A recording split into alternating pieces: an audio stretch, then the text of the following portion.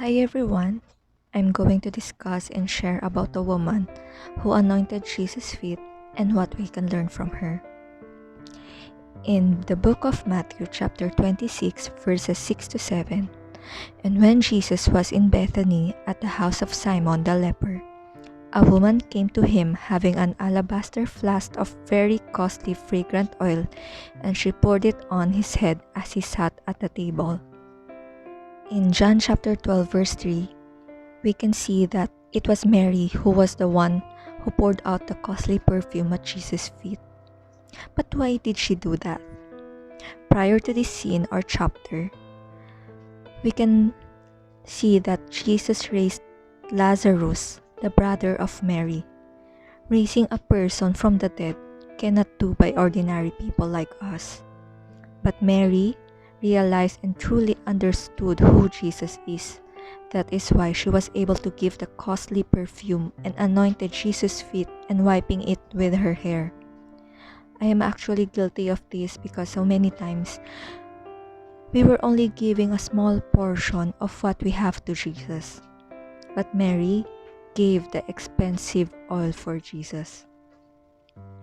Even the disciples became indignant of what Mary did, but Jesus honored Mary. In chapter 26 verse 10, it says there, "But when Jesus was aware of it, he said, 'Why do you trouble the woman? For she has done a good work for me. Assuredly I say to you, wherever this gospel is preached in the whole world, what this woman has done will also be told as a memorial to her.'" Mary did a good work for Jesus. She did what she could do for him. In earthly view, we will do what we could do for the person we love. And in the same way of what Mary did, she does not only understand who Jesus is, but she truly loved Jesus in her life. We can only have good works in us as a result of how much we know and love God. My question for us believers and true followers of Jesus Christ: how much do we understand Jesus Christ in our lives? What are we willing to give to Jesus? This is not to earn His love or salvation, but the willingness in us to give back the love of what He has given to us. How much do we love Him? Or we just love Him for the things we can get from Him?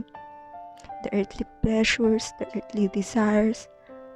I pray that we will not love Him for the things that we might get from Him, but we will love Him for who He is, just like what Mary did for Jesus. She gave the costly thing that she had and did what she could do for Him. And that is why Jesus honored Mary. It is not just because of what Mary did externally, but because Jesus knew what is inside the heart of Mary, the real motive on why she did it to Him.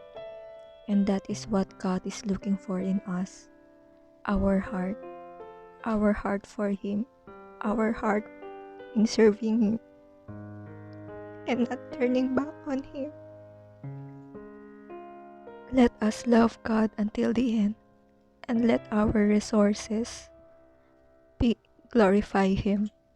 Thank you and God bless.